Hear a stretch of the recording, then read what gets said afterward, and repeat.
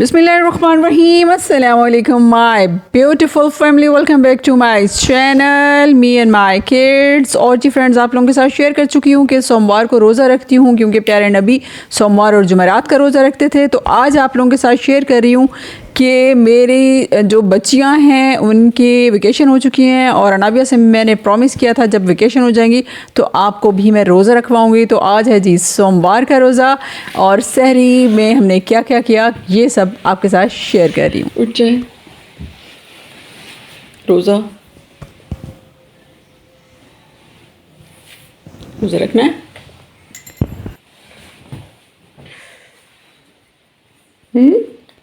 जी पक्का पक्का। चलें फिर।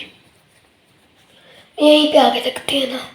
तो यहाँ पे रखेंगे तो सहरी भी तो बनानी है ना और तहज्जुद भी तो पढ़नी है। आप सहरी बना के यहाँ पे आ जाए, हम खा लेते हैं। उसके बाद पहले उठ के वजू करते हैं, उसके बाद सहरी और उसके बाद तहज्जुद पढ़ लेते हैं। हाँ चल, उठ के वज़ू करो आप और तहज्जुद पढ़ो, बस करो।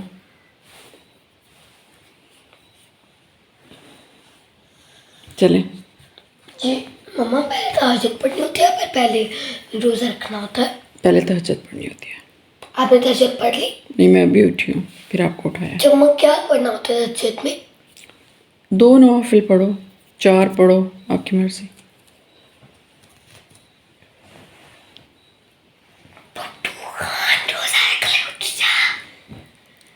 ओए खालू चूबी उठ गया। उठ जाओ। रोज़ा रख लो।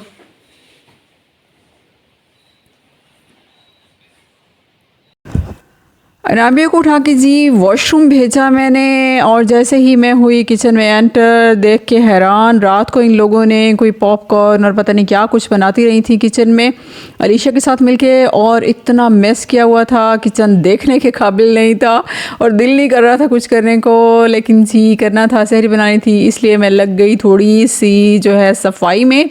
और मैंने सबसे पहले जो है जो हमारी छोटी सी डाइनिंग टेबल है उसको मैंने क्लीन किया और आप लोगों के साथ ये जुगाड़ जो है वो मैं शेयर कर चुकी हूँ कि सॉक्स को जो है हैंड के ऊपर चढ़ा के उसके ऊपर मैंने थोड़ा सा लिक्विड जो था डिश वॉशर वो लगाया और वेट करके सॉक्स को मैंने अच्छे तरीके से सारे दाग धब्बे जो हैं टेबल से उतार लिए। और उसके बाद जी बारी आ गई मेरे काउंटर टॉप की।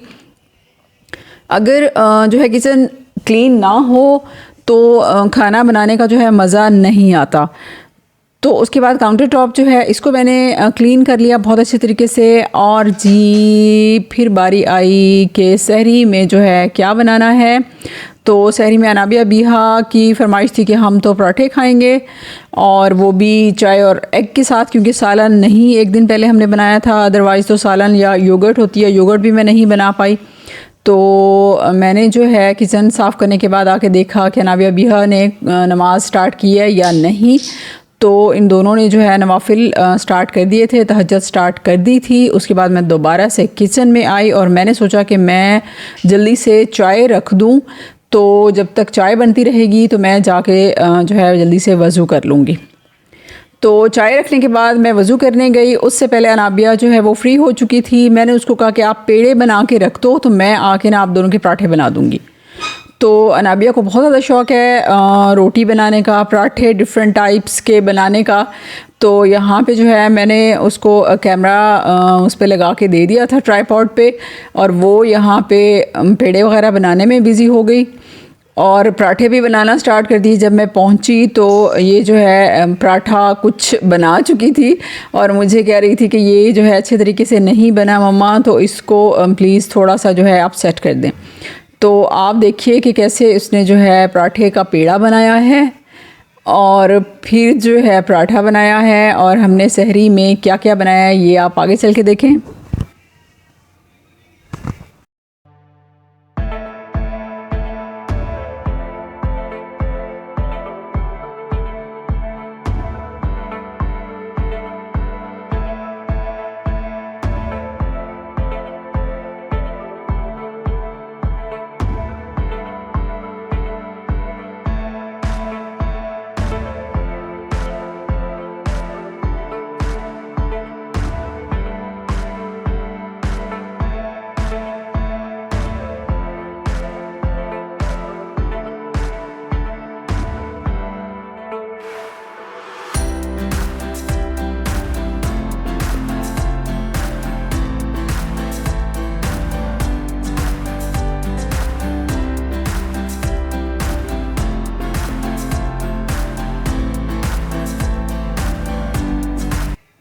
अच्छा, मैं आप लोगों के साथ शेयर कर चुकी हूँ कि मैं रोज़े रखती हूँ जी, 2 रोज़े तो अब मैंने 2 स्टार्ट कर दिए हैं। अदरवाइज़ मैं 3 रोज़े रखा करती थी, सोमवार, जुमेरात और जुमा का। तो मेरी सिस्टर ने कहा कि नहीं, प्यारे नबी जुमेरात और सोमवार का रोज़ा रखते थे, तो उस निस्बत से आप सोमवार और जुमेरात का ही रखा करो। जुमा जो है मुसलमानों के लिए ईद का दिन होता है, तो उसमें आप इबादत करो बाकी, और रोज़ा जो है वो नहीं रखो। तो अब जो है दरमियान में गर्मी ज़्यादा हो गई थी, तो मैंने रोज़े जो है रखना ज़रा कुछ दिनों के लिए, कुछ बल्कि महीनों के लिए, 1 आध महीना मैंने नहीं रखे रोज़े। तो अब दोबारा से मौसम जब ठीक हुआ तो मैंने दोबारा से रखने स्टार्ट किए। तो आप लोगों के साथ जैसे बाकी व्लॉग्स शेयर करते हैं, तो ये व्लॉग भी आपके साथ इसी सिलसिले में शेयर कर रही हूँ।